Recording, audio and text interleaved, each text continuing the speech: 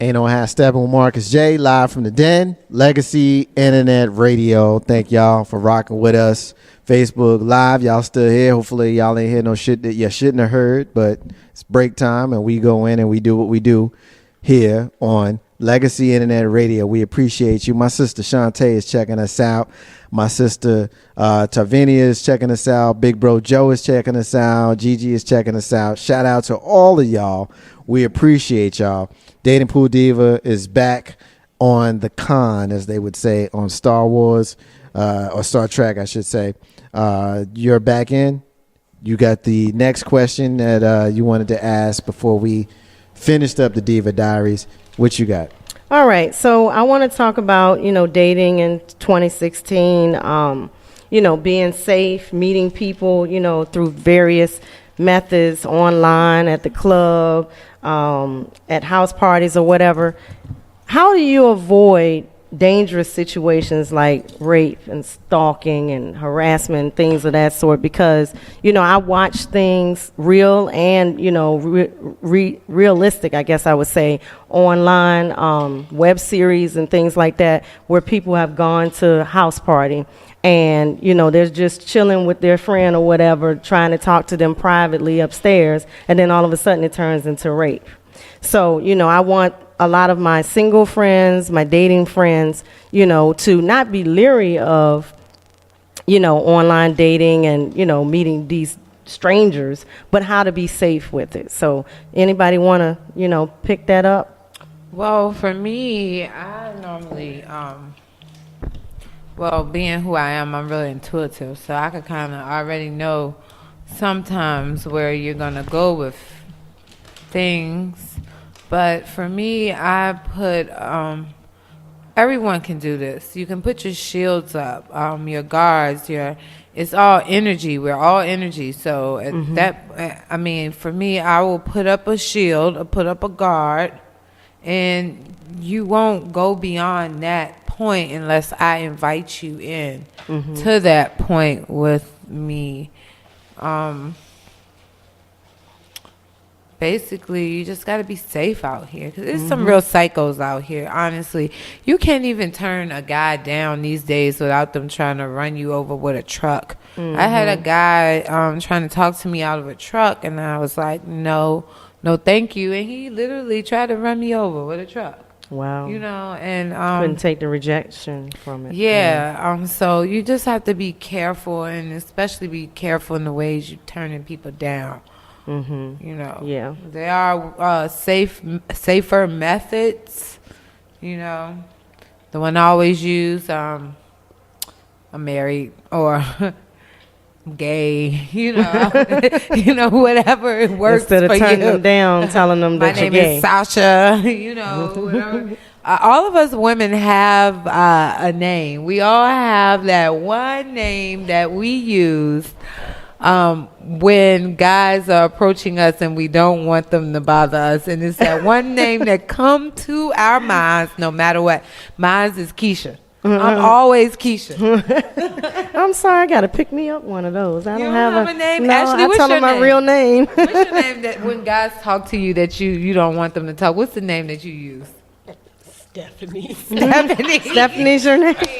I'm Keisha. Every time I'm always Keisha. What's your name? What's your name? Do you know that my cousins, shout out to Renee, they actually used to call me Bumquisha.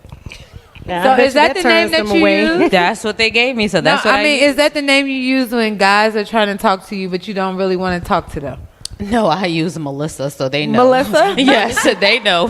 Don't come back. Yeah, don't know. Yeah. Melissa, I'd be like, I'm Keisha. Yeah, no. Yeah, I get my real name.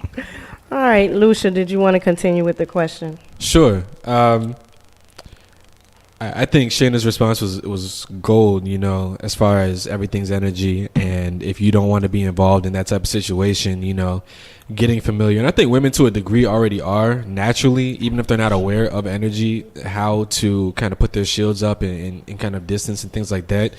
But at the same time, I would also just a step further with that is trust your hunches, always trust your hunches. And follow through with that, because 9 times out of 10, say nine times out of 9, it's going to keep you in the clear and out of any type of danger or harm's way. And also, you know, if you're going to be dating, as far as like meeting somebody you never met before, things like that, or even somebody you do know, like go somewhere public. You know, don't be in an intimate setting where things are likely, or the opportunity for things to go down, you know, even if it wasn't forced or anything like that, to go down. If that opportunity is there, you know, don't be there unless you want to take it to that point.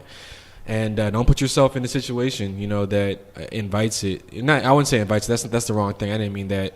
I would say that a situation that there's room for that to occur. Yeah. Okay. Let's I'll catch you up on what we were discussing. Dating in 2016, how to do it safely without having to worry about, you know, being stalked or raped or harassed, you know, for it to become a serious matter from a fun date. So what would you say would be how you date safely? I mean, honestly, I don't think that there is a such thing as dating safely, because as you see, when things happen to people at different occasions, you know, they always felt like they did the right thing or they didn't do anything wrong. Just like when these women get date raped or any other kind of rape, you know, it's always like, what did they do? And they still did nothing. So you never know the mindset of anybody. That's why, of course, knowing about and educating yourself about mental health is so important. But I mean, I really don't think that you can pinpoint who is going to, or who's got a loose screw, or who's going to snap. So I guess if anything, know yourself, know what you want. And again, like, we see people who do things all the time. Like, let's even go as deep as killing someone, and then you look at the next person like, I never thought that they would do that. You know, so I mean, I don't think that you could really have a pinpoint answer to this question, but you know, I guess just be safe, know who you are, know who you want to be around, and yeah, just play it like that. I mean, get a background check, you know, catch a couple of social security numbers, you know, Right. you know, yeah, things like that. But yeah, I mean, seriously, you know, there's a lot of ways you can go get background checks and things like that. So if you want to start like that in the physical, then that's fine. But as far as what somebody's going to actually do, I don't think you ever know. So you just got to be safe yourself, you know, just know what you need and want. Yeah. Yep. Okay. Ashley, what do you think? I want to be sure that we don't blame the victim. I really agree with everything that she just said. We cannot blame the victim and say, oh, these are the things that you need to do so that this won't happen. In the event that that does happen, the victim is not at fault. Right. Okay? It just not. And so with that being said, how should we date in order to get in a relationship? My advice is what Lucia said, stay in public places and things like that. But I also think people should start dating more through their friends, having your friends vet somebody out, getting in group settings and, you know, oh, I know this person introduced you to that person. I think a lot of times when we try to do things on our own,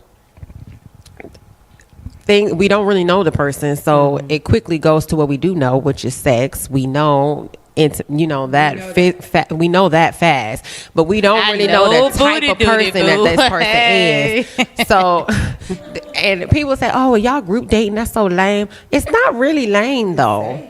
It's safe, but I mean, you really avoid a lot of unnecessary situations when your friends vet somebody out. They, you know, so I mean, that would be my advice. But not at all ever. Whether even if you decide to go by yourself to a secluded area, should you blame a victim for being raped at that time? Right. You know, it just not okay. And I want to just make certain that we don't steer the conversation there, because it's not the victim's fault. The victim is the victim.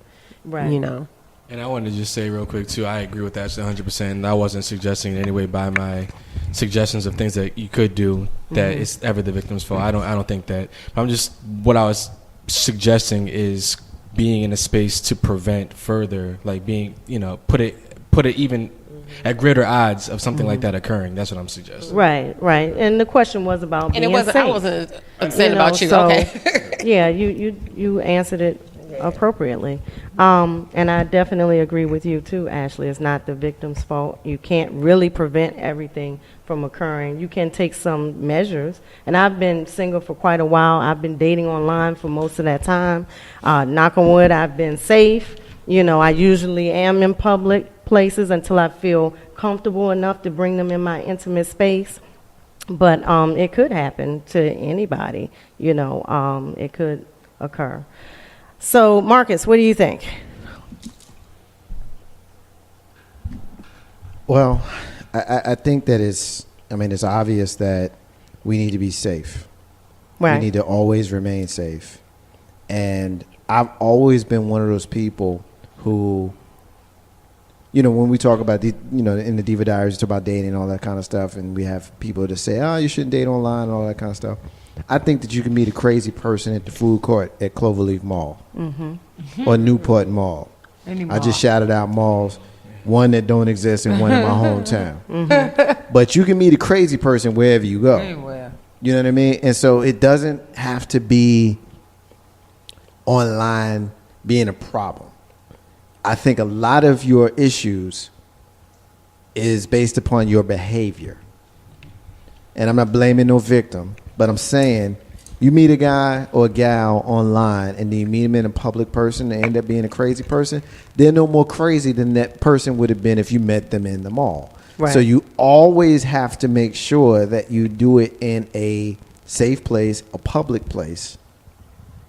But the unfortunate reality is now you got to trust that they're not a crazy person. Because if you meet them at the food court at Sbarro's that don't exist no more, or if you meet them on Facebook and you tell them, meet me at Sbarro's at the mall. Sombreros. Did I say it wrong? Yeah. Sombreros. Sombreros. Okay. So if you meet them in the mall or if you meet them online and tell them to meet you at the mall, there's no difference. Right. So you need to make sure that your antennas are up so that you can make sure that you remain safe. Right. Now, the unfortunate reality is you can't control what a crazy person is going to do. You have no control over it.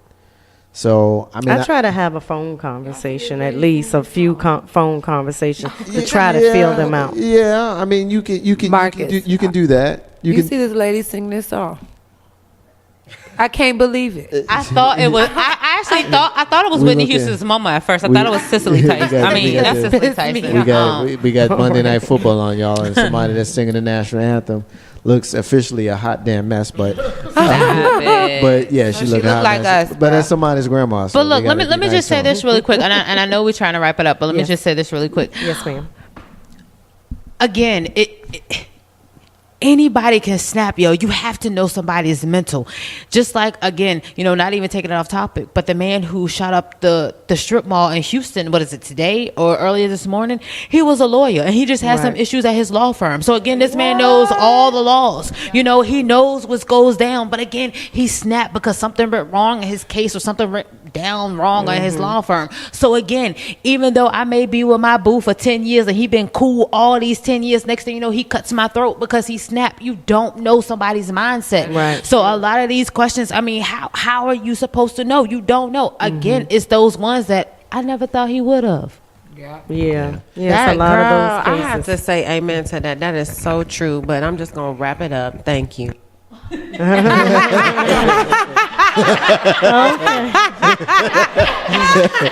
you for wrapping it up. Hey, don't have Steppin Marcus J. Hey, look. See, that's why I love Ashley.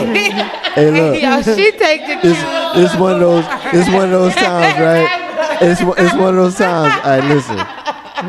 It's one of those Appreciate times when I Facebook Live, y'all might have seen it, but the listeners, like, I give them hand signals and stuff, and I try to tell them, I try to direct the show in a way so that you can't notice certain things, so that seamlessly it goes, right? I'm about to call you out because I love you, right? So I'm so Ashley grabbed the mic, she's about to talk. I give it a I make it quick. I give it a wrap up, and then she was like, "Look, I ain't got nothing." But it's dope. It's real dope. Hey, look, I love the crew of Ain't No Hashtag with Marcus J. We are live from the den of Legacy Internet Radio. We're going to take another break. And when we come back, we are going to have our light worker segment where our sister Ashley, our brother Lucia, and our sister, our clairvoyant medium, Shayna Latia, will take over the show. And we got a tease that Lucia